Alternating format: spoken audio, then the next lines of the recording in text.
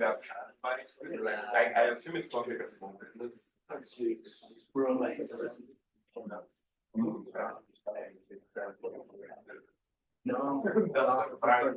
All righty, thank you so much for joining us today on a beautiful Saturday.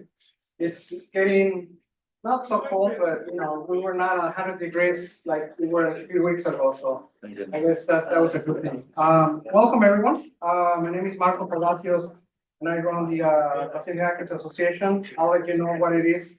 But for now, one more time, if you're here for the Pacific Hackers meetup, obviously you're in the right place. If you are trying to join the computer club, it's gonna be in the classroom. So again, I wanna have you here.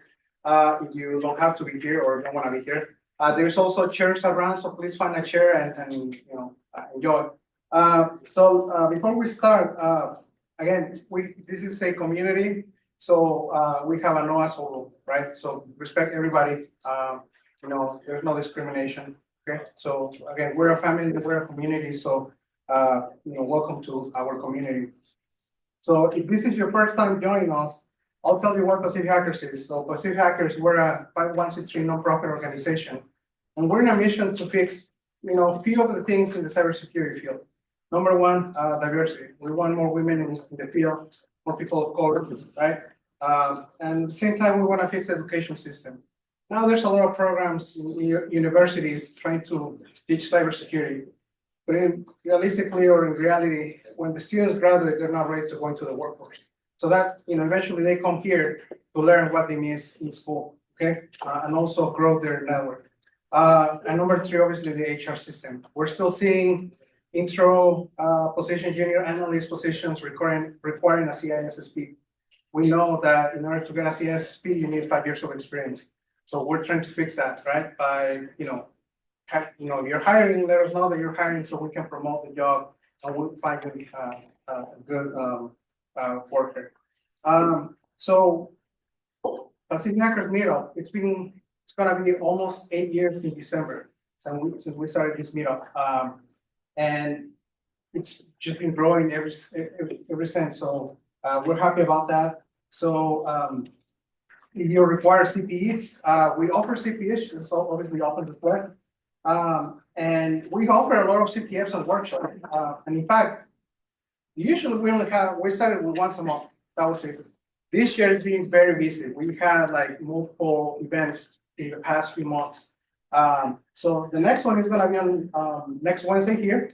It's gonna be a joint meetup with OWASP. So again, a lot of good stuff. October 29th, there's gonna be a workshop on that. Go ahead. I'm just curious about the acronym to using CPE, CPF. CPEs are continual professional education. So for example, the CISSP requires you, every time you renew, or other certifications require CPEs like CompTIA and others, right? So you have to do something, either take a class, go to conferences and stuff like that. And again, we can offer to do, because again, you're in a security environment and we can provide those. Going back, October 29, we have a functional resistant unified network and security workshop. That sounds too fancy. So I'm also trying to figure out what is that about. So it sounds pretty cool. I read about it, looks cool, but I cannot identify what exactly it is. So I'll let the presenters talk about it more. So. And again, if you want to share your knowledge, this is a place where you can start that public speaking. I can tell you from experience, people that has gone through Pacific Hackers, especially at the beginning, now they're talking Black Hat, DEF CON, RSA, besides, and some of them forgot where they came from, but we have other ones like Alevsky here, who started coming to the meetups just like a regular user. And now this year, how many conferences you attended this year or presented conferences? I lost the count, but definitely more than 10. So presented. Yeah, like in the last 2 weeks, I basically asked him like, where are you now? Oh, I'm in Colombia. Oh, okay. Where are you? In the week before, it's like, oh, I'm in Mexico. He was just doing a lot. Even during Black Hat and DEF CON, he did, and besides Las Vegas, he did 6 talks in just 1 week. And I was, ouch. that's a lot. So yeah, again, share the knowledge, and this is a place to be because again, there's no expectations. All you need to do is share the knowledge, share what you know, because I can assure you that you know someone, something that the person next to you doesn't know. So if you can just share that thing, you can get people interested in what what you like. Again, we do a lot of community collaborations. OWASP obviously is one of them. We've been doing a lot with them. Also, we do a lot with WISIS, Women in Cybersecurity, and there's other ones that are joining our stuff. And in case you have not heard about it, and I hope you do, but if not, we have our conference. We've been running the conference since 2018. This is going to be our 5th-year anniversary, and this year we call it the Dia de los Hackers. Why? It's going to be on November 2nd. If you don't know what November 2nd is for California and it's a Mexican holiday basically, where basically we remember the people who passed away, right? And there's a lot of people who, a lot of hackers that already passed away. And this is an opportunity for us to remember them and thank them for their contributions in this life. So again, yeah, so that's why we call it Dia de los Hackers. Tomorrow is the last day for call for early bird, $35. So again, we're not like other conferences, they charge hundreds or thousands. It's just $35. And even if you're following our social media, I said, if you have purchased a Pacific Hackers t-shirt, come and wear it on Saturday, because you can get, just by wearing the t-shirt, and I only see one person wearing the t-shirt, and you can get in for free. Again, actually, I saw another person in the back, so thank you. 2 people are going for free. And I did also say that we're gonna have, t-shirts for purchase, and they're right there. We have a lot of designs that we have for a while. That only is $25. So technically, we're even reducing the price to $25 if you're attending the conference. Now, I understand money's tight and stuff like that. So we also have a call for volunteers. We're giving opportunity for, obviously for members that don't have a job, right? Or students who are, wants to join the conference and for free. So we're giving them that opportunity. So that's that. And last but not least, I want to start thanking all our supporters and sponsors. So Hacker Dojo, it's been a tremendous support. We've been hosting our conference since 2018 at Hacker Dojo in different locations. And since they reopened from the pandemic, we've been here, and this is our home. This is where we've been doing our meetups, the conference in the last 2 years. And so also they're a 501c3, they're a nonprofit. We're trying to expand. So I'm also a board member for Hacker Dojo, and we're trying to expand to have this awesome place in a bigger location.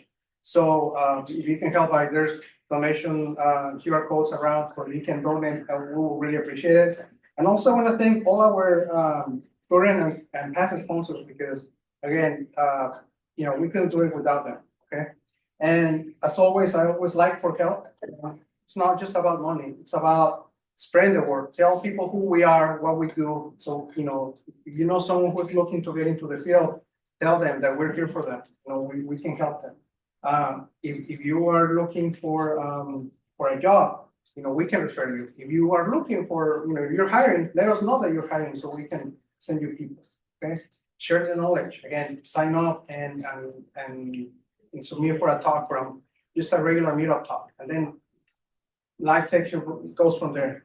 And again, if your company, you work for a company and the company likes a sponsor, let them know that they can support us.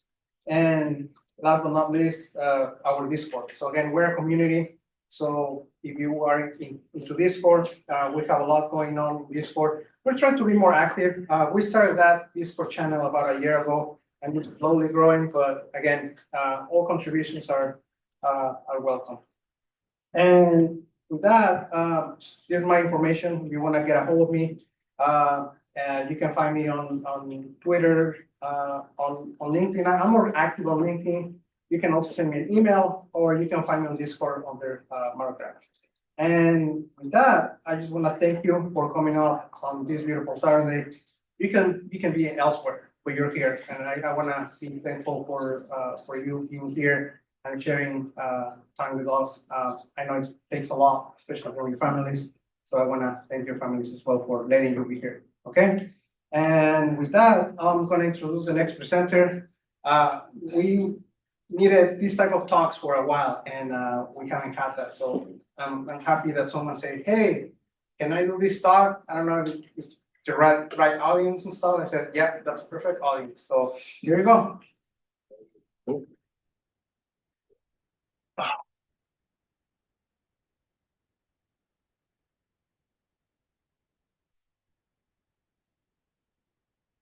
Is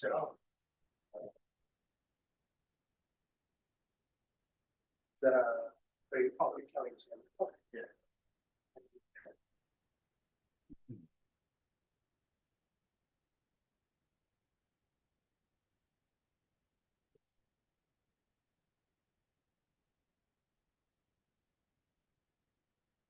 Your, oh, I didn't think I made you a phone call. Yeah.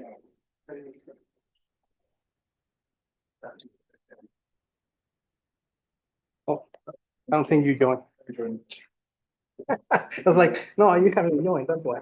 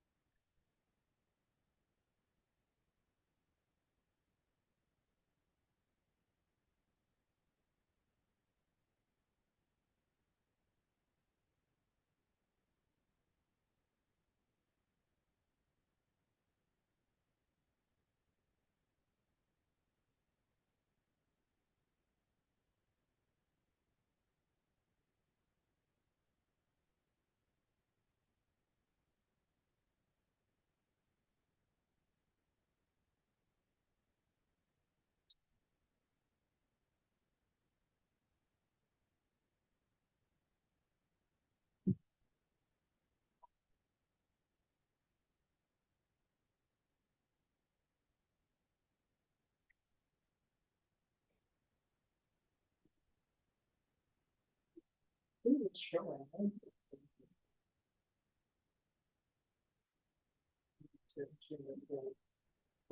This one you want to see? Yeah.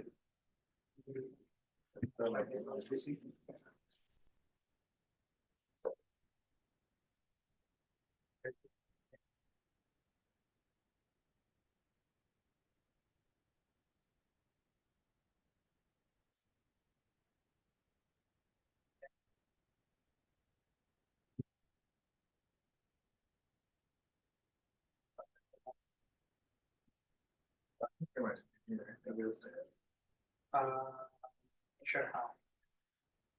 For sure, you will call it there. No, this is only for soon. One, we can also teach them the life. There you go. Oh. Then you can share, Sure. the others like that.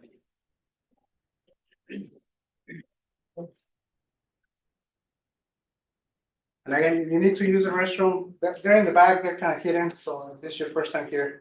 And also we have coffee and water, and also I think we have Red Bulls for sale, so if you want Red Bull, I feel like needing a Red Bull. There you go.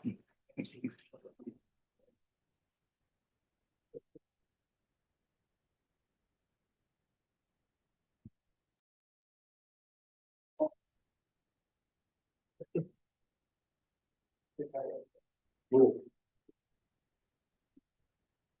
All right, first time doing this out in public. My name's Juan, I go by Cyber Ducky. You can tell there's a lot of ducks around.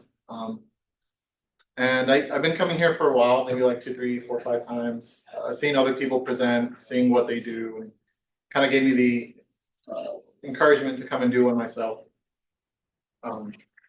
So today, I'm gonna be talking about how to try to stay as anonymous as possible. Given that everything is tracking you at all times, everywhere you go. So let's just dive right into it. Again, Cyber Ducky, I'm currently a software engineer at Malvix. It's on Santana Row. We do AI with cyber risk management.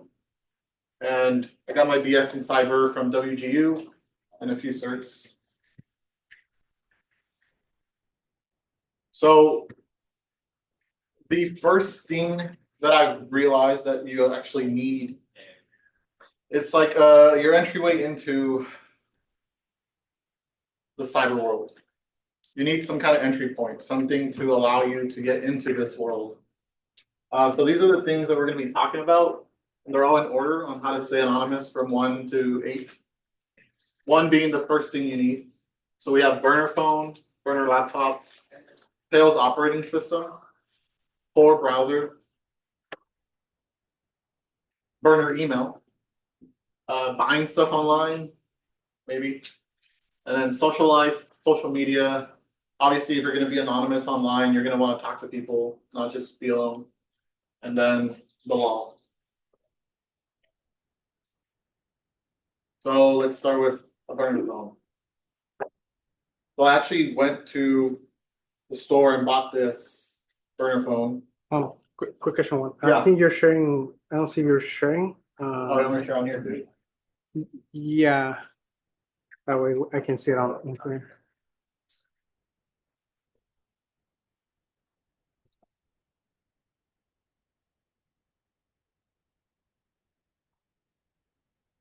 Right There there. we go.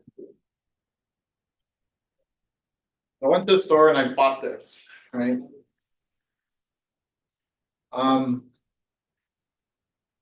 Biggest things with buying a burner phone is how you're gonna buy it and who's gonna see you buy it, how do you get it? But the real question is, why do you need a burner phone? For one, you can throw it away, right? Nobody can see that, you can get rid of it.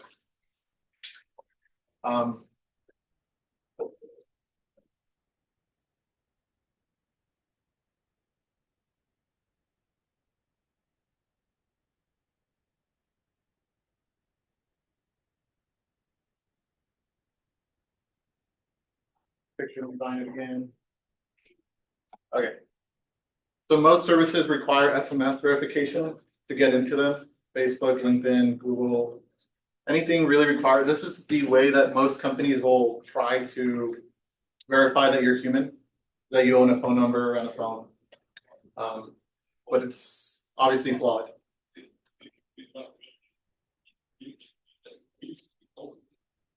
Since nobody really knows that you bought the phone, there isn't really a connection to you. Now, how you're going to actually buy the phone is the most important part. A lot of people would probably try to go with crypto or some kind of, or trying to buy it online. But cash is the best thing you still have today, and it's slowly going away. A lot of people, a lot of governments are going to slowly try to transition into digital forms. But if you have cash, keep it untraceable. Really, if you get cash from an ATM, there's a certain way to move the money around so you buy other things so nobody traces that you have that cash. When I went into the store to buy it at Target, they first required my first, last name, and an email. Obviously, I didn't put my first name or my last name. I put some random name. And then for the email, I wanted to see what was actually being sent to me. So I put my real email. And they send you your IMEI number and a phone number and everything related to the hardware you bought. So it's obviously very important if somebody got a hold of it. But what I didn't think of was you could just simply ask them to print it out. Print out the document that gives you the information, and then there will be no trace of you having the email being sent. Or you can also use a temporary email. They have sites like you can use temp emails, which will be generated in 10 minutes, then they'll get deleted right off the server. Pretty easy to use. But then the last one, what about cameras, right? You walk in, everybody's gonna see your face. Now they obviously can ID you without actually having to ID you. This is the tricky part, right?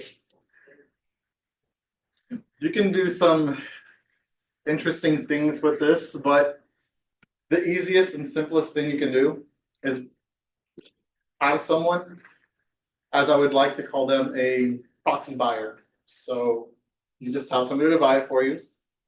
Obviously, you can't have any connection to them, you know? And it's kind of like, in a way, getting it from a black market. But that's the only way, or else if they compromise step one, everything else doesn't matter. They know who you are from the beginning.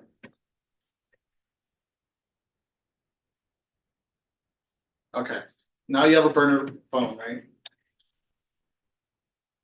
In order to do other things on the online world, you will need another more hardware, something to access the internet. And so far, I don't know if you guys have any questions on the burner phone. Yeah. Can you point some stores that we can actually buy? Which is your favorite store? You mentioned. I mean, I got it at Target. Yeah. Obviously, you can get it anywhere. The best would be somewhere where there isn't a camera.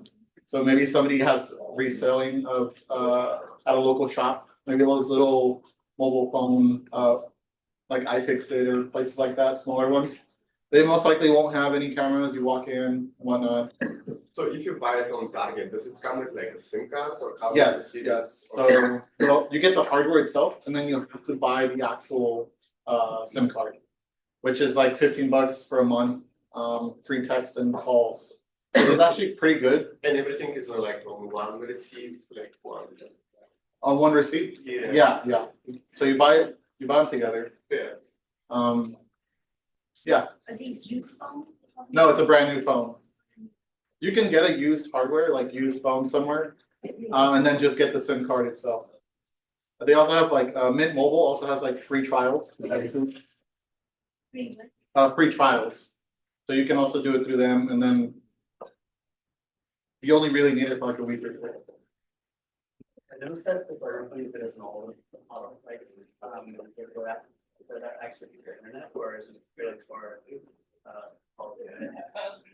So this is actually a very old looking phone, Yeah. but I can still access the internet and mobile hotspot. So I can send a connection to my computer so I can access the internet from here, which is crazy. What brand is it? This is What's the serial number? it's What's the called NEI number? Summit. Summit. It's still anonymous because they have your email, right? Right, so that was the initial step. Either get a temporary email, which you can do. I can pull it up. I think it's literally called temp email. It's a website. And it'll create temporary emails, send it to that. Get about 10-minute window. You have to read it, take a screenshot. But won't they know who's requesting the temporary? Right, because of the cameras. So that's the only downside to it, which is why I was recommending to get somebody else to buy it. How about that point? If you, get account email, do you use regular device, is it iPhone and completion? So maybe it's discoverable some way. Yeah, that's a good point. The only people who would have that information would be the temp email server website. So if that ever gets dropped, then yeah, you could go from there. Never, I didn't think about that one. Good catch. Come on. So, Oh, he came ready oh, for the meetup. there we go. Yeah, staying anonymous. I could walk into the store like that, but I wouldn't recommend it.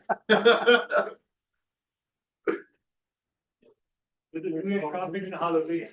Here you go. Perfect That's time of the year. You can walk in on Halloween day wearing any mask, not this one, and here you That's go. actually a very good idea. Who said that? You're a Who came hacker. up with that? You're a natural.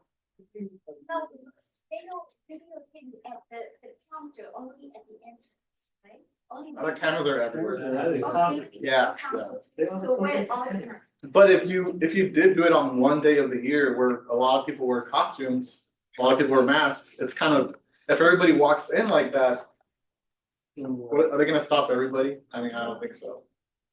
It's a very good idea. That's a Black Friday, the rush, you can blame it, the rush is black. So, once you have your burner phone, yeah, I heard somebody else. Okay. you can use it to start buying things that you need locally. Best place I recommend is Craigslist still. You can try to find somebody on Craigslist that you can contact with your phone number. So only text them. And specifically, I needed a laptop, something cheap, something I could get rid of if I needed to. This was $50. It basically had everything I needed and it was decently fast. I had to have it plugged in all the time. It didn't really have a battery. That's okay. It's gonna get burned anyways. Why do you need it? Access to the internet, Tails operating system, and Tor. Also, since you actually, since you bought it with cash as well, there isn't a trace to that hardware. Yeah. How do you make sure that you're not being tracked or nobody knows like that? From Is there a way to double check that? when you buy the actual, I mean, the only person that's gonna know is whoever you buy it from. But if you don't share any information about yourself, they're only ever gonna see your face, maybe once. You could wait like a few months and then use it, so that memory is a little lost in person, but that's the only link that you have. It's the person you buy it from. Halloween. You could, it would suss the person out a little, because you meet up at some random and you don't even know them, but. There's ways around, I guess it would include a bit of social engineering. Yeah, it's like if you're connecting to network, that. Yeah, I can go next to that one. Okay. Yeah, If I had the burns on Craigslist, like would that work too, or you still need to buy it in person? the burner phone through Craigslist, the only problem I see with that is how would you text them or email them?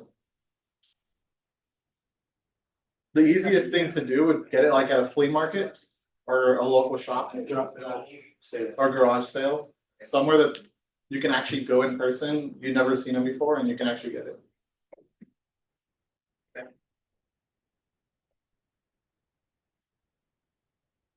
Again, cash. Use the burner phone. Yeah, I already talked about, don't give out info about yourself when you're buying these things. When I went to go buy this from the person, I just said, okay, let's meet up here. I met up with them. And that was it. I didn't even say my name, number, or anything. And it's totally fine. As long as you put on a smile, it's in a way, they believed I was gonna use the computer for some schoolwork, but nobody needs to know what I'm gonna use it for. Just don't overshare. I think the goodwill kind of place can also be a bit better. Goodwill. Buy stuff on this. Wonder if Goodwill has cameras. I'm pretty sure they do. They're, yeah.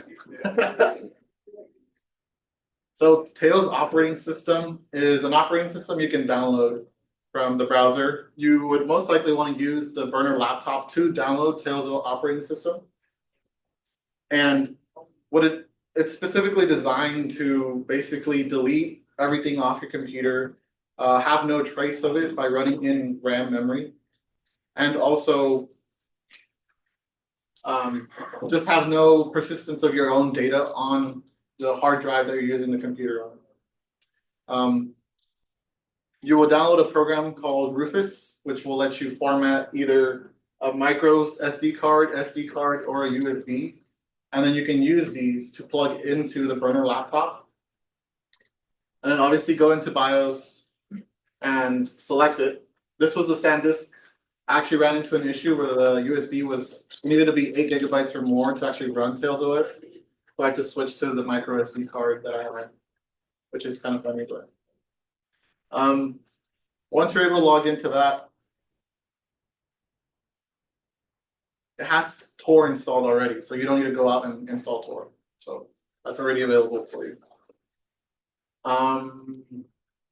So yeah, since it's running in RAM, as soon as you unplug it, there should be no trace of it. But obviously, if your computer is still on afterwards, there could be a little bit of that in the RAM itself. So you might want to completely turn it off and get rid of all the power on the computer, or just burn the laptop. Again, we can't do this without the burner laptop, and we can't get the burner laptop without the burner phone, so it's all ordered.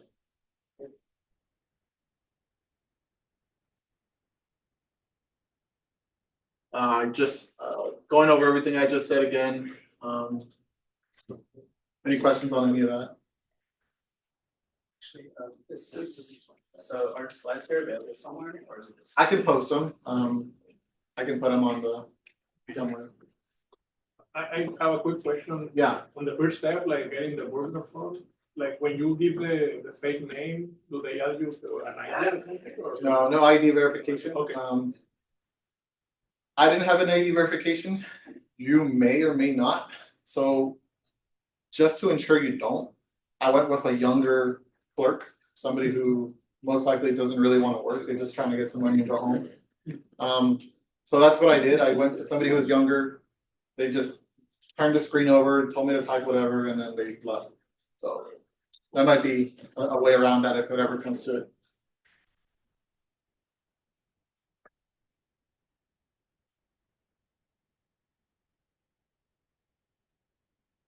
So So what is your ultimate goal with all those things? yeah, so good question. Good question. Keep it for yourself. Your goal can be anything really, but as I said in the beginning, it's just to minimize your digital footprint. Staying anonymous as possible. You will see at the end of the presentation that some of this is totally unavoidable for some actors, some threat actors. That they will be able to find you. For example, like governments. So on Tails OS, obviously avoid logging into anything personal. As soon as you log in, everything is now strictly just you and this anonymous person that you made up. You could give yourself a name, you can give yourself whatever you want, but you're gonna have to go by that name all the time. And you're gonna have, it's something called, it's a part of operational security. So now you're this new persona.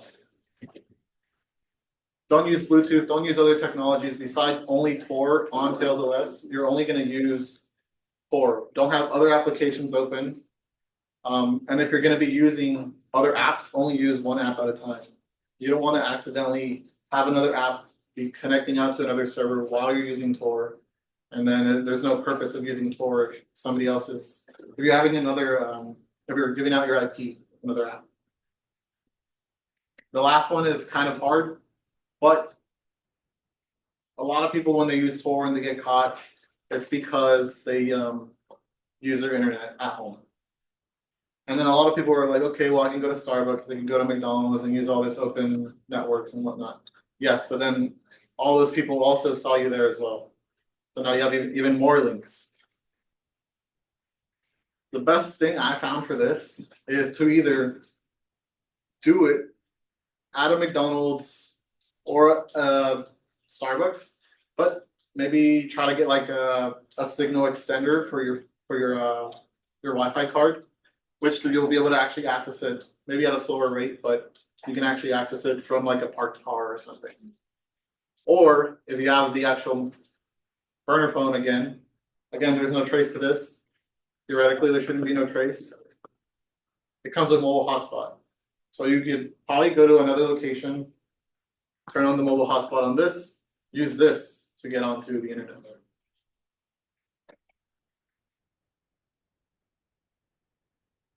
Now Tor, the biggest part of this. So Tor is mostly known as a browser, Tor browser. And it works just like an internet browser, any internet browser that you have, but with some differences. It uses something called an onion routing protocol, which in summary, it uses three relays, three different servers, whenever you're making a connection to another server. So like, if I'm trying to connect to Google, it'll route it through a guard node or entry node. And then the only person that will ever know my IP will be this entry node. From that, it'll get sent to another node, but only that relay node will know the guard node. And then again, it'll get sent to the exit node, but only the exit node will know the relay node. So none of the nodes actually know the previous one, or the one after, the beginning one. As soon as it gets to the exit node, then you'll actually be able to connect to the internet, and then reverse. So this is basically like a baked-in VPN or just more? It's like VPN times 3 because you're connecting 3 times, right? So, but not only that, you're also encrypting your traffic at each node. So as soon as you exit, you're encrypting here, here, and here. So So the encrypted traffic is about the destination and like the source of communication and the destination, so just the information will. basically, it'll be the only. It'll be both. So you have to ensure that you're using HTTPS to encrypt the actual body of whatever data you're getting or pulling. And then obviously the IP, you can't really encrypt that because it needs to get sent to connect 2 and 4. But through the relay, you won't know the actual sender because it gets resent each time. So you don't know the previous. So who owns these nodes? How do we? Yeah, so this is actually open source. So then they're tracking it, so who? Yeah, so it's open source. Anybody can set these up. Volunteers, you can. Obviously NSA. Yeah, Can CIA take over swap of nodes? yeah, they can actually control the guard node and the exit node or the relay node. They can control all 3, but the probability of you going through all 3 that they own at the same time is pretty low. But even then, you probably don't want to use the default relays. You'll want to use something called a Tor bridge, which I can go out in a little bit. And you can run code in your infrastructure by floating your infrastructure or that by. Have your own relay? Yeah. Yeah, we can do that. Yeah, Can you run 2 layers of Tor? 2 layers of Tor. So you join one and the exit node you connect to another one. Potentially you could, but it would be very slow. That's the issue that people have is with staying anonymous is what are you willing to give up with the bandwidth? Is it gonna be slow enough where you can't even use it? So Yes, this, they know the IPs that's been routed to, would they just kind of trace it back to you then? Yeah. if they controlled this one and this one, they could. But if they only control one, it'd be very difficult. Right, so they have to kind of go back. They have to trace it back. They have to trace to see, did I enter this? And then based on whatever I entered from here, can they tell what websites I'm trying to actually access? And does that traffic correlate or does it not? Actually, Tor is even more anonymous than VPN, right? If you want to be anonymous, you wouldn't want to use VPN. Because in order to get VPN, you have to subscribe, right? Yes, You pay any for it. free VPN is not free. Pay it. Please don't. Even if you pay for cryptocurrency, still you need an email. The issue with VPNs is the logging of data, IPs, where you're logging, where you're going, and all the tracking of that. So you can use something called Proton VPN, which is based out of Switzerland, which they actually have a no IP logging law for VPN, so you can do that. The problem is, with VPN account, you have to pay for it. And with an email and with currency, even if you do cryptocurrency, you still need an email. So unless you do the anonymous email, it's like. Correct. They have a way to trace it back. The only real way around it all is to set up your own VPN in Switzerland. Switzerland has special. Yeah. Sorry, I didn't get your question. So not only does it do that for the protocol, it doesn't just relay all that. The Tor browser itself is specially made so that it can be as secure as possible when you're accessing websites. So disabling JavaScript, disabling plugins, making sure cookies don't get persisted. Basically not allowing anything to be tracked. So your digital footprint is lessened. Yeah. So I'm just curious, if you use like the Tor network, statistically, how much you are sure that you're not being tracked? Because there's still chances, right? So Yeah. how do you verify also? Or is there a way to tell? Your verification will be when you're on the news or something.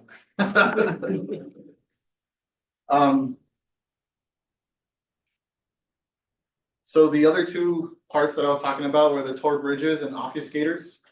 So a Tor bridge is simply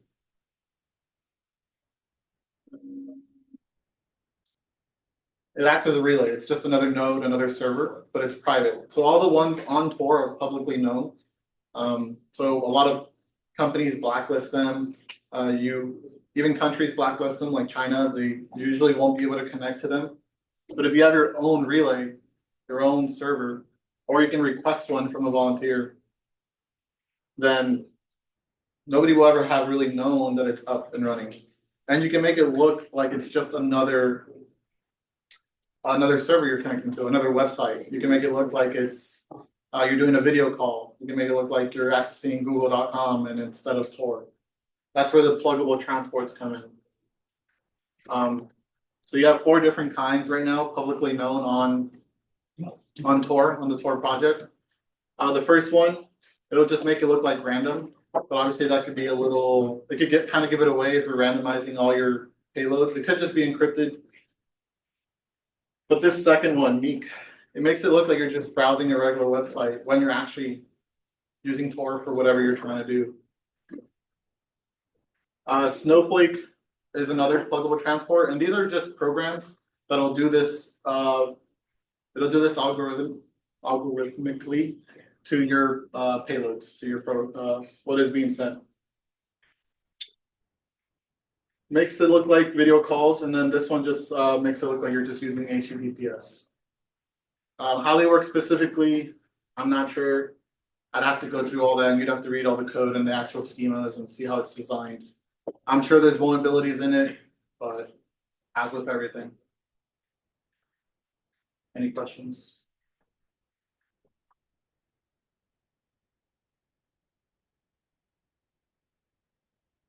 Yeah. Or then, I guess there's no real need for VPN.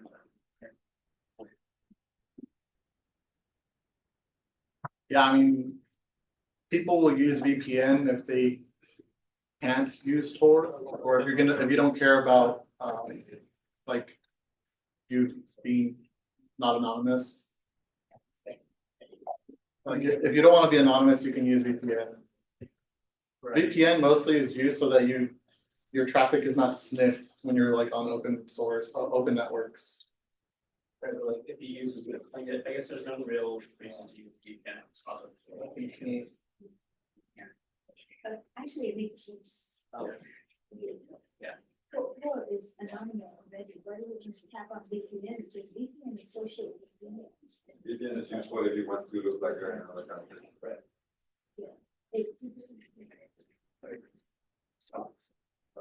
I mean, it doesn't hurt to try and see what happens.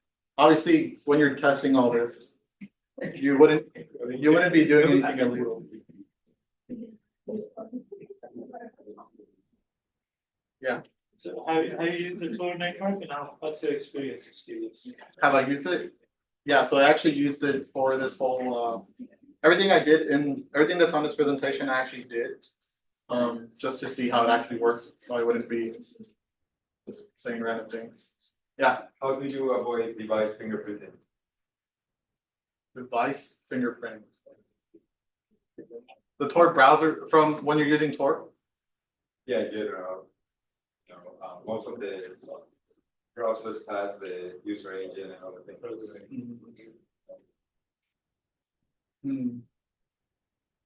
Good question. Well, the Tor browser probably doesn't do that. I don't know if it will. Because you don't have like a saved state, like the RAM memory system, right? So every time the browser starts, you hide it. I'd have to look into that one, not sure. The device fingerprinting basically passes the operating system you're running and the version of the OS. So it's used to identify people who log. Oh, yeah, the log file, you erase the log file, right? No. basically you create a profile of a person who is using different IPs by clicking the user agent they send. So if they don't switch browsers, they always use the browser. You can fingerprint it. I would expect like TailOS not to share information. Because the browser like may report the level of battery, they can trace you with that, or it's like the dimensions of the screen, like all of that. They use that tool to change it. Then by default, also Tor is built off Mozilla, so it might just be sent as Firefox. TailOS is made by Mozilla. What's that? What do you say? Tor, built on top of Firefox. Built on top of Firefox. Okay, the don'ts on using Tor. Obviously, if you're gonna be using Tor and you're the only one using Tor and it's in a public place, that can easily be traced back to you because the connection is coming from one IP in a localized network in a country, from a city, wherever. So you're gonna want to use Tor somewhere that it doesn't get it tied back to you again. So probably somewhere that's not related to you, somewhere that you don't live. Don't use any of your personal assets, your computers, your laptops, your phones, for using Tor if you're trying to stay anonymous, or else there's no point in that. And then I already said these two last points before, but don't use any other apps when you're using Tor. And don't use your own internet connection, your own connection that's tied to you. Don't use your neighbors, because that's also tied to you. There's also been cases where people get caught because they use their neighbor's internet. And who's gonna hack them the best? Probably just the person right next to them. So these are the don'ts. Yeah. So I have a question. If I go to a Starbucks, I don't think there will be like 10 other people using Tor, right? Probably not. So what should we do? I mean, like for the first one, I like don't use Tor when you're the only one using it. Well, it really depends on what you're doing, right? So like, if you're just trying to access Facebook through Tor, it shouldn't really matter. But obviously, if you're doing other things you shouldn't be doing, I mean, I don't know. I'm not here to promote that. Like, don't use Tor where you don't use it, but what are some places where other people use Tor?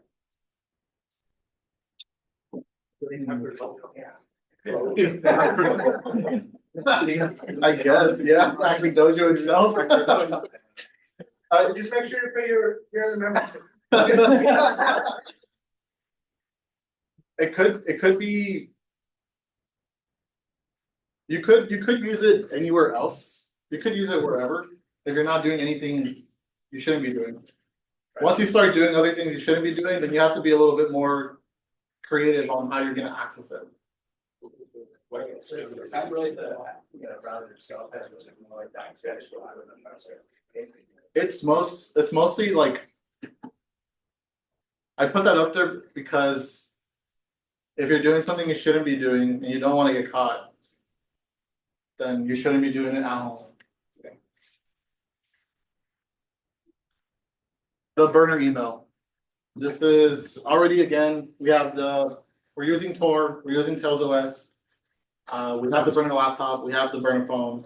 Now we need an email to associate all of our accounts online with our fake persona.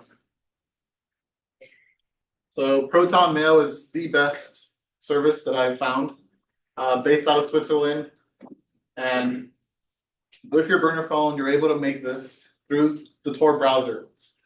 They have an Onion site you can actually access.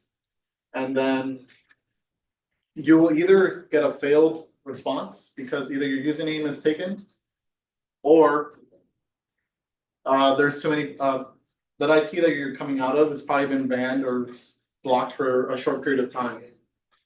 So why would you use Proton itself? For starters, it has end-to-end encryption. So even if anybody got a hold of your emails, they wouldn't be able to read them, right? They can read the headers, whatever you're sending through those. So don't send anything that will give that up as well.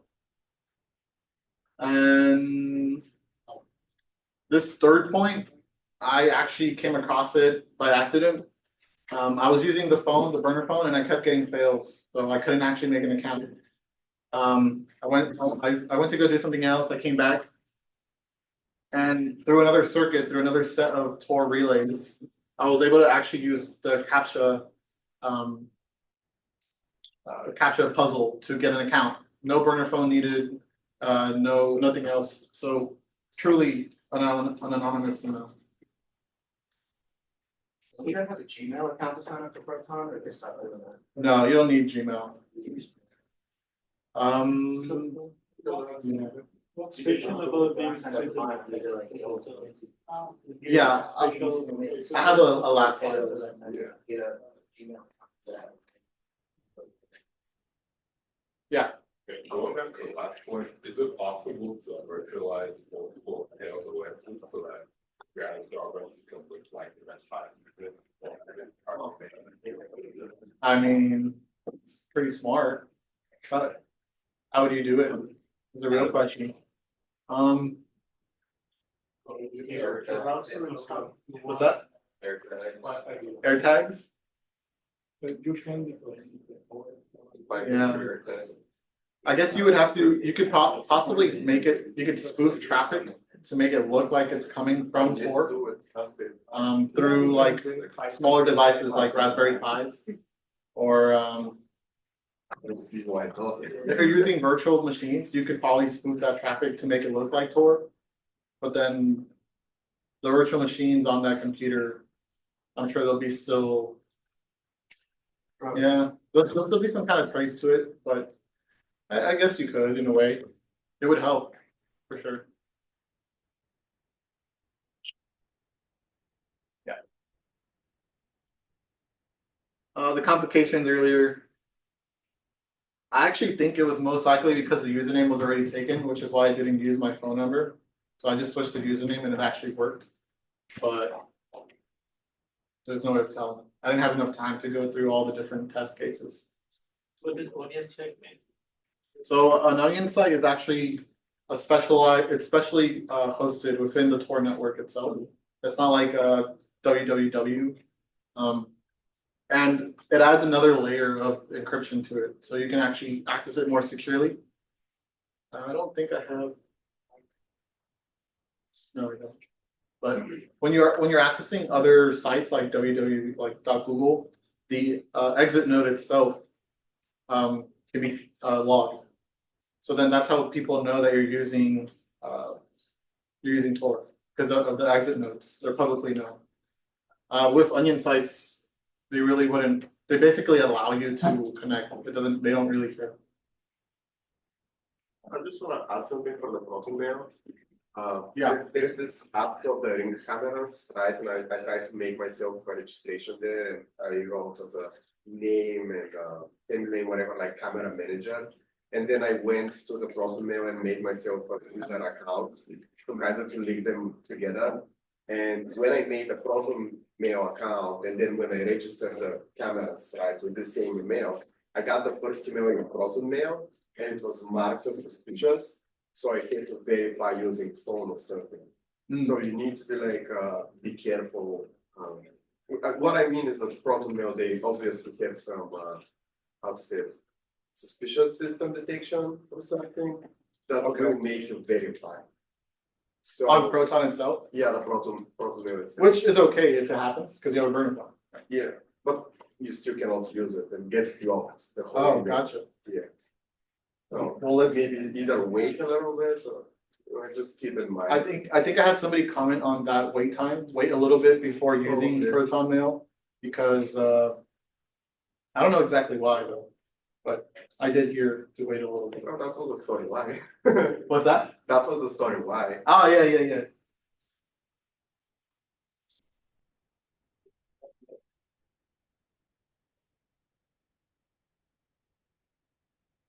Oh, the next thing.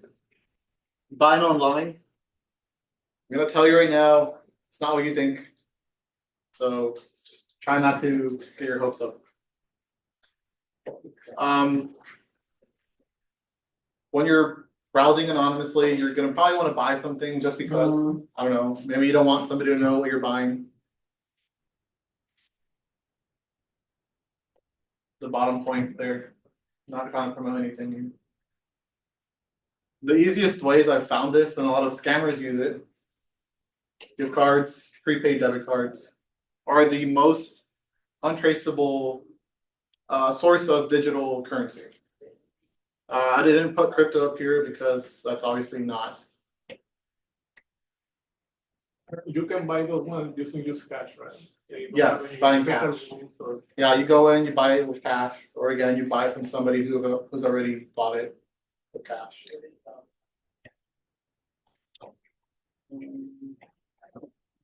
So I did a bunch of research on how I'm supposed to get my things delivered to me if I'm actually gonna buy things online. It doesn't matter if I can actually buy them through using Tor, access the website, like go to Best Buy and buy something, if I can't get it delivered to me, right? Getting it delivered to your house, your neighbor's house, Amazon locker boxes, third-party locations, even the post office, all of these require you to verify your identity. There isn't really a way around this. It's actually a very, very secure system in place. At each one of these levels, even if you try the third-party delivery, there's some services out there that you can send your packages to, but when you go pick it up, you actually need to show your ID. So it doesn't make sense.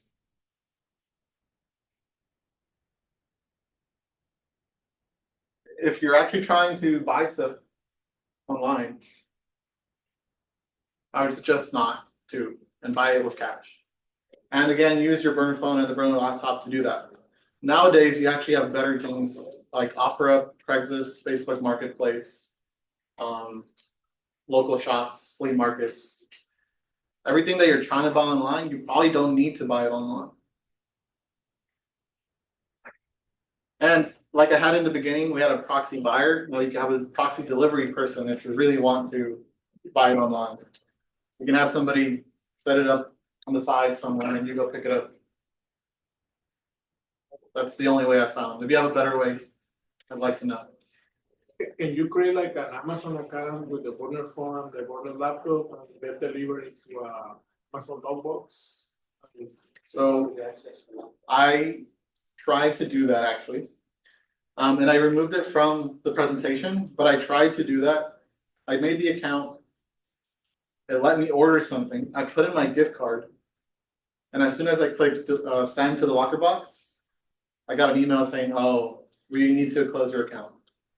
And I was like, so there's either a wait time in that as well, or you need to like maybe buy other things and have some history of transactions and then use a gift card. But something in their system just banned my account. And then it's like, oh, you need to send us the receipt. I was like, okay, I'll send you the receipt. I mean, I'm just testing it. And then they just closed my account right after that. So no emails, nothing. They just took my $25. Follow-up question, but you buy like a regular item or? I literally bought like this chapstick. Okay. But you can buy whatever you want. You can, if you're gonna do that, if you're gonna go through all that work to buy something anonymously, obviously you would buy some other gadgets. Try to get like, I don't know, some kind of like pineapple, Wi-Fi pineapple or something through Amazon.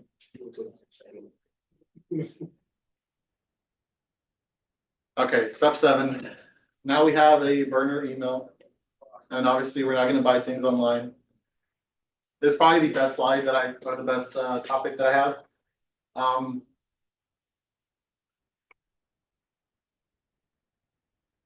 Why do you want to do this anonymously? Mostly in my case, I would want to do this for open source intelligence.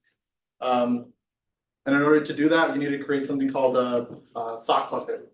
You need to basically come to life digitally and make it seem as if you were real.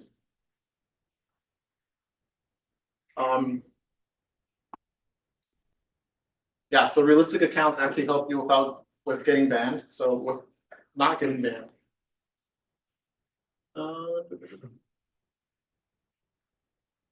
So how do we do this? Does this person exist.com is actually a very great example of AI generated pictures using actual images of people. In order to ensure that that person actually does not exist, you can reverse image search or use something else called TinEye, which will basically scour the internet for that image and do another reverse search through other places. If it doesn't come back with a search, you can use the image for your person.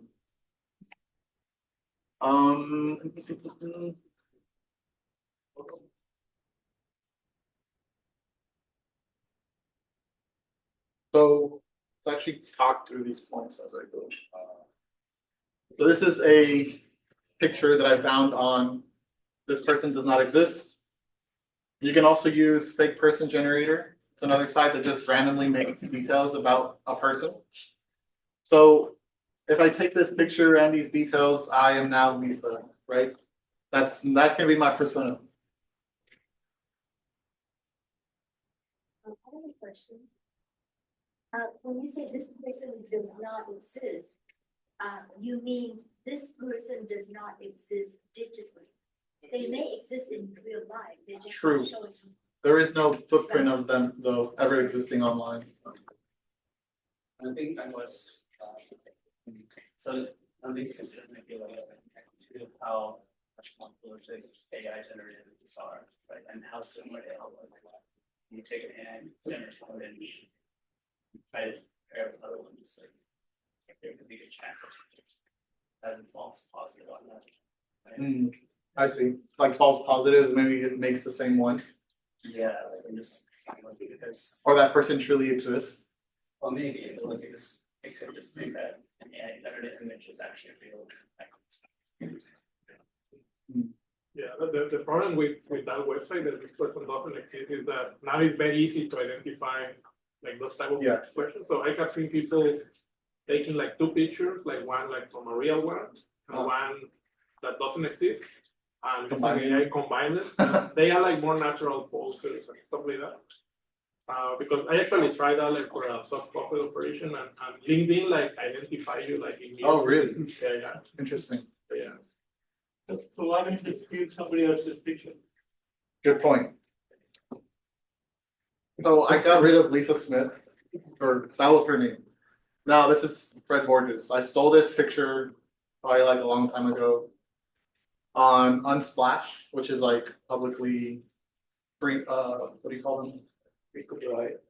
Yeah, free copyright pictures. You can use them for whatever you want, as long as you cite them. So this is a project I did through Bay Area Cyber with Irvin Lemus.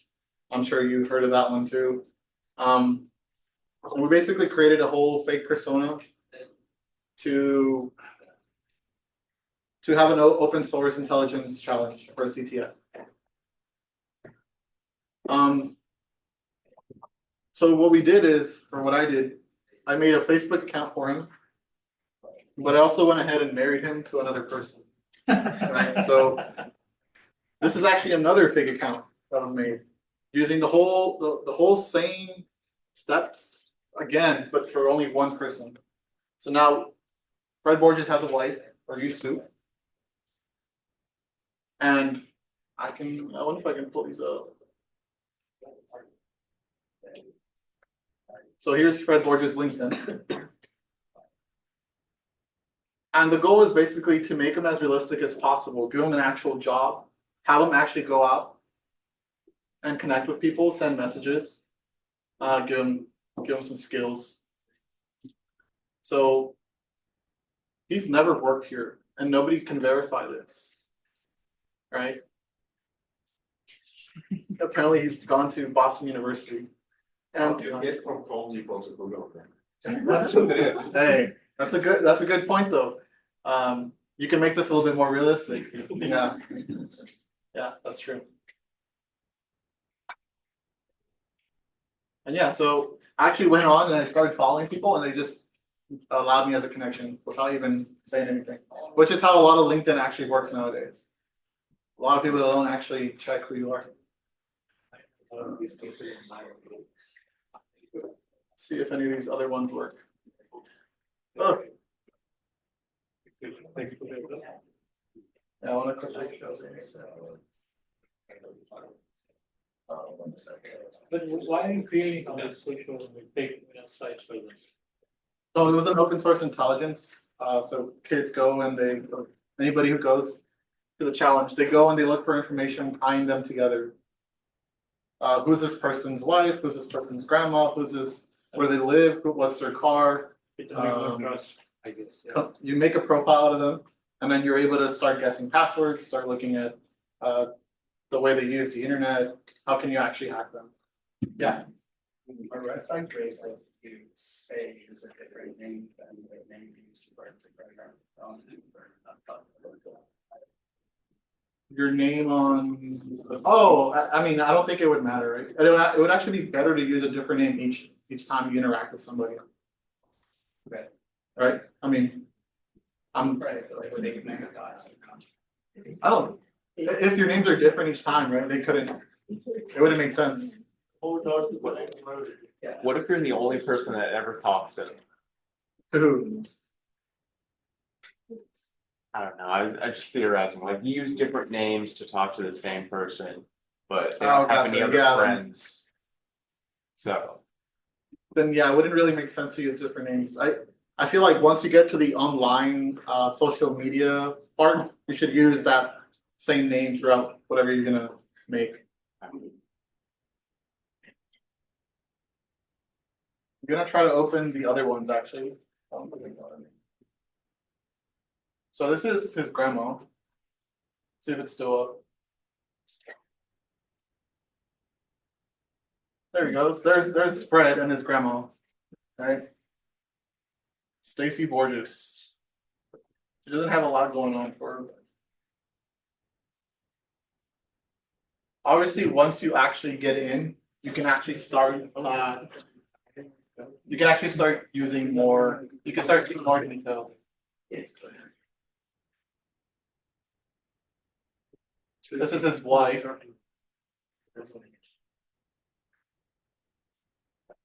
We can't see much without actually logging in. Well, she does have public pictures actually.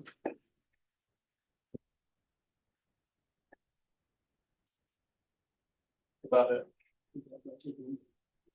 So you named her ex-wife, hold on. Yes, to make it more realistic.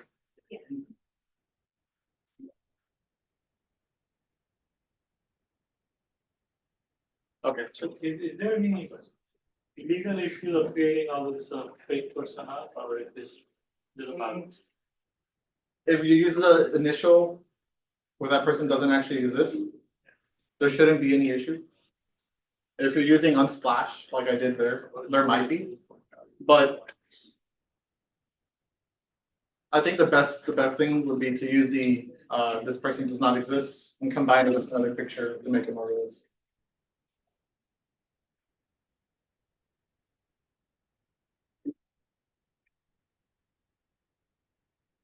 And the last topic I have.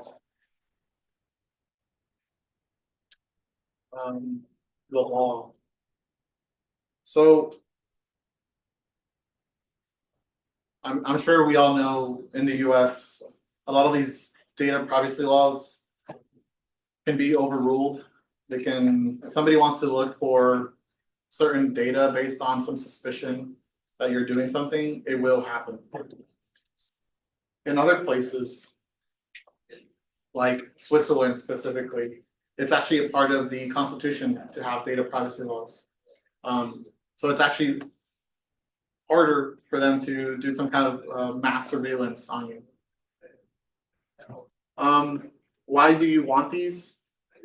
When somebody comes asking for them, like a foreign entity or some other country, they won't just give up your data. You want to make sure that nobody can just come and ask for your data and then they just give it up. Switzerland is really known for that. It's actually illegal for companies to give out your data to foreign entities without going through the Swiss court and actually finding you in violation of a Swiss law.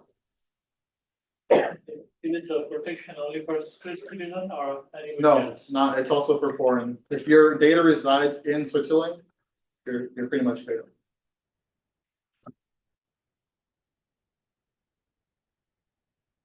Oh, also to this point, if the companies themselves cannot gather that much data on you, then there isn't really much data to be released. So that's also another good point, like the no IP VPN logging in Switzerland. How will they get data if it doesn't exist?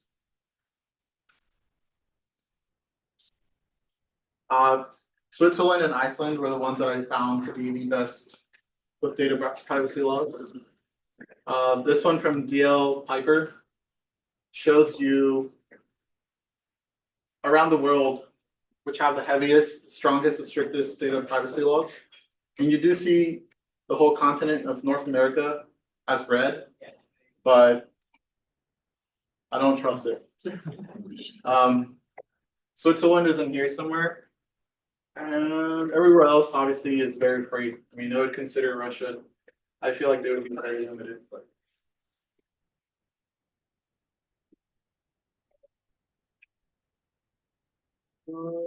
This is the same thing that I had just said earlier.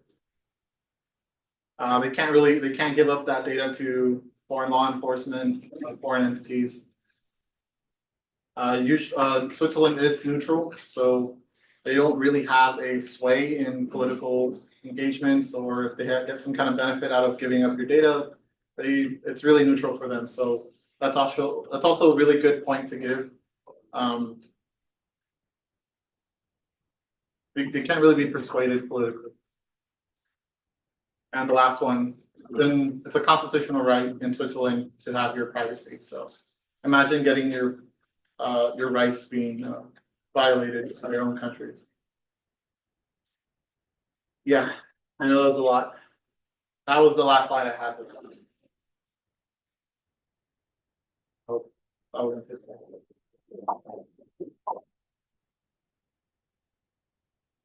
Yeah.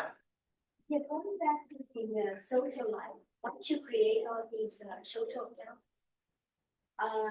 Okay, first of all, you do it on the burner laptop. Yes. And you will not check it at home, and you, so basically it has to be very strict. That you access the social accounts on the burner laptop and the public place. Correct. The operational security that you need to have has to be very strict. You have to follow those same rules each time you're accessing these accounts, right? You break one of those things, you can accidentally give up your location, your ID, your person by doing something that's not even related to any of these steps. You can accidentally like buy something or you can have like your phone on where you're using your burner, or you're using Tor and your phone is on. If they're both pinging, they're gonna tie one to the other. But actually, even if you access a public place like Starbucks, they know what city you live in. Region, because the location server, everyone do that. You pay for what kind of service with that running? This is Boost Mobile. Boost Mobile. They can have your location with the. Yes. Yeah, you can they'll have a location on the phone itself. Obviously, if they're tracking it, but if it comes to last resort and they're actually tracking your location at that point, you should burn the phone.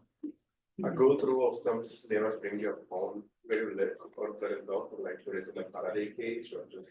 Yes. In a bush somewhere. The operational security, yeah. So you should never use your burner assets with your personal. You should always have them separate. Yeah. Faraday cage would be best. Or what? Or just don't bring them home. Yeah. Use them at a specific location. Never use it at Hacker Dojo only. Yeah. So like two questions, have you heard of these companies that sell the specialized hardware? Like there is one called Anon that basically it's supposed to be like for privacy, but there is a lot of drug dealers using it. And the other one is like these companies tends to be like kind of like FBI backed companies that they are using that. Like basically the governments are selling you like privacy, but they are like money pots to track people. Like do you have any comment on that? Interesting. Yeah. What hardware are they selling? The phone It is itself? basically like hardenized Android systems. And they do like PGP and stuff like that. But there was like this big news about the FBI was behind that operation.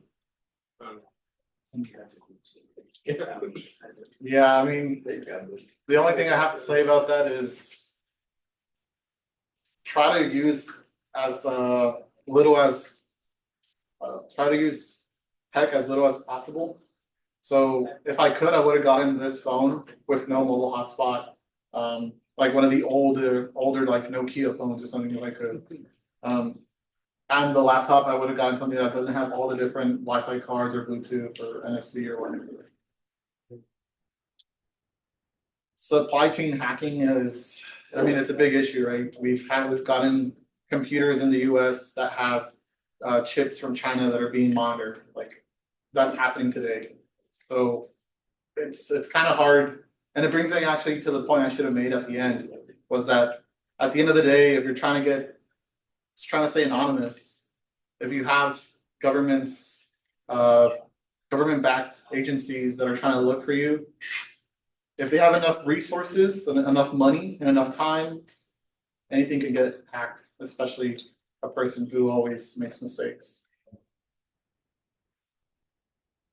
Yeah. It's kind of random, like, you get sick alcohol all the time, and I'm wondering, yeah, like, I just, like, so I just wondering, is that from, sorry, or is that like everything? It could be, I mean, yeah, overseas. Listen to your voice so that they can reproduce your voice and take the time. It could be anyone, it could be anything. You only know when you pick up, right? But yeah, I wouldn't pick up or else it encourages the people to keep calling you back. Yeah, it's always one of the different phone numbers, I was wondering if that's like. They're all probably tied. If they have your number, it's probably like in a list somewhere on a database and they're just going through them. As soon as they start getting some traction on you, they'll put you in another list as higher priority and then just keep going. This person responds. Yeah, you respond, I'll call you more. If you respond to, hey, I missed my stop, where are you? You're like, who is this? And then you give up your name. Yeah. Famous, like, automatically recognize the calls. Should we not use audio, like audio matching and like verification? So that at that point, you wouldn't be anonymous if they had your audio file out somewhere. Okay. Like phone calling? Yeah. That's a good point, yeah. I guess they could match your voice if they ever cut it again. Just use texting in that case.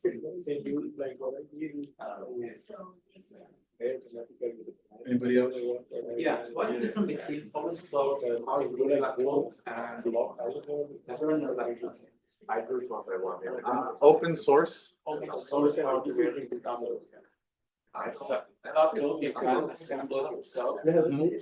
By modular component, like keyboard.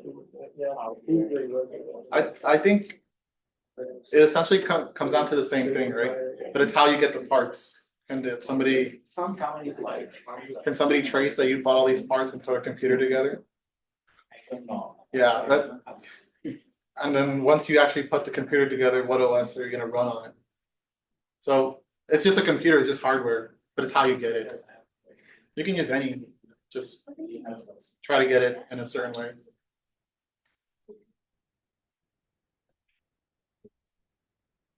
All right.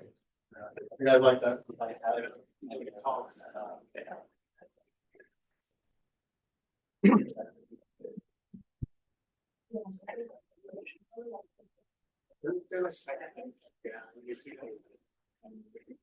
Say what we stand, what it will work. I do it have to work. One more time, let's give one other round of applause. I like the math. So I just want to mention a few things. So just to elaborate to what he said. So during DEF CON, there's this organization that's always on, about privacy stuff. What they do is, they sell you this membership, and with the membership, you get a hotspot that supposedly is unlimited, bandwidth, stuff like that. And also they came up with this Calyx OS, which is a Android, it's for Android phones, not all of them, but they basically, it's for privacy. So again, the whole point here is like, you still have to enter some information, right? So, maybe you use a burner email, you can get away with it, but at one point you have to go to this website and someone's gonna track you about that, right? So it's all about tracking. And so the whole point of us teaching this type of service, obviously, and we actually recommend not to do it, for bad. But in some cases, you need to do it for good, right? And for example, there is this other nonprofit organization called SOSA. And they had you go to Discovery Channel, they have this program called Undercover Underage, where basically they impersonate minors, and they talk with sexual abusers, and basically once they're talking, and once it gets to that point, that's when they actually send the police.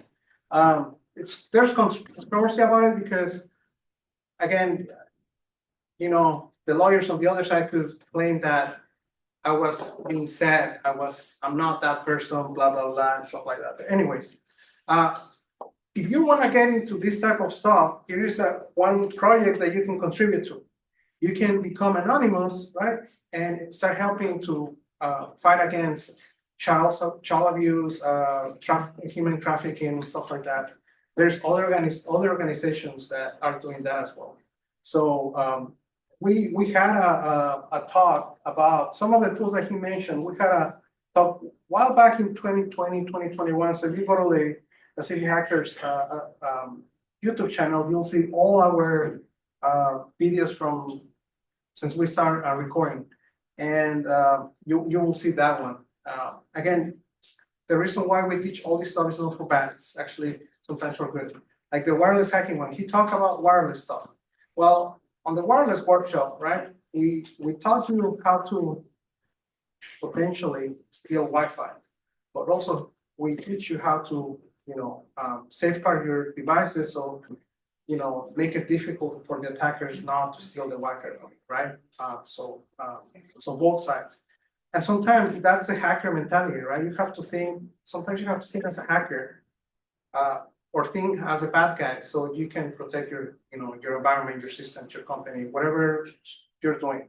So so that's the whole point. And thank you so much, Juan, for this. Again, it's more to that. And this is just an intro topic, and our talks, we've been coming for a while. We have a zero to hero model. We're expecting you to come with zero knowledge and leave with something, either more knowledge or a seed of curiosity. So you can take it back to your workplace on Monday and say, hey, I just learned something about something new, or just spike that curiosity or start asking the right questions, even to your boss. Hey, do we have this? Do we have that? I just learned this. So again, this should open the eyes to you of how much information is out there, that you're giving out to the companies. When and I know I'm gonna out myself here, but Friendster, MySpace, then eventually Facebook, then eventually Snapchat, Instagram, all the way to eventually LinkedIn. How much stuff have we provided to the attackers? Or well, let's start with the companies.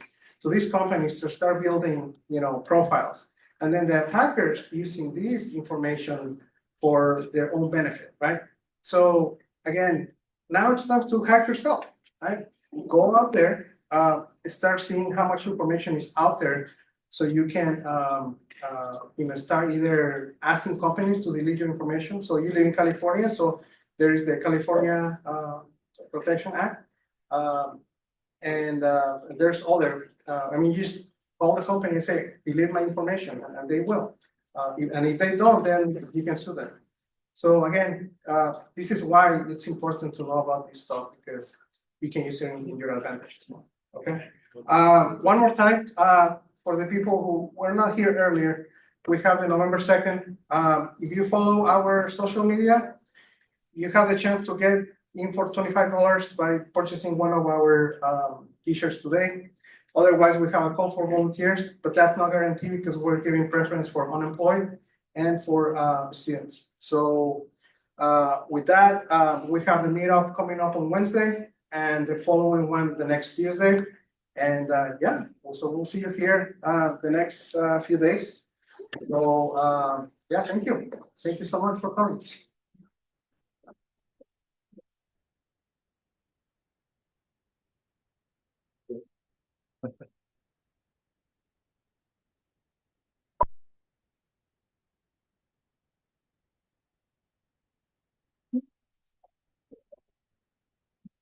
Man, good job. Yeah,